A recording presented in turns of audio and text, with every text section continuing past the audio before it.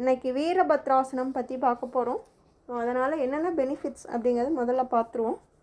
நம்ம ஹிப்பில் இருக்க ஃபேட்டை குறைக்கிறக்கும், கழுத்து ஒரு சிலருக்கு ரொம்ப இறுக்கமாக இருக்கிற மாதிரி இருக்கும், அதை தளர்த்துறதுக்கும், நம்மளோட கால்களுக்கு ஒரு பலத்தை கொடுக்கறதுக்கும், நம்மளோட தோள்பட்டை வலி, முதுகு வலியை சரி பண்ணுறதுக்கும், நம்மளோட பாடிக்கு ஒரு புத்துணர்ச்சி கொடுக்கறக்கும் ஒரு எளிய வகையில் ஒரு யோகா மூலமாக எப்படி செய்கிறதுன்னு பார்க்கலாம் வாங்க.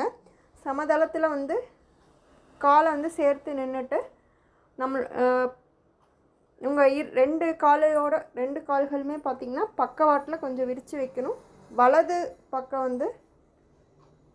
இருக்கிற காலை அப்படியே வச்சுட்டு இடது பாதத்தை பார்த்துட்டோம்னா 90 டிகிரி அளவு நம்ம திருப்பணும். கூடவே நம்ம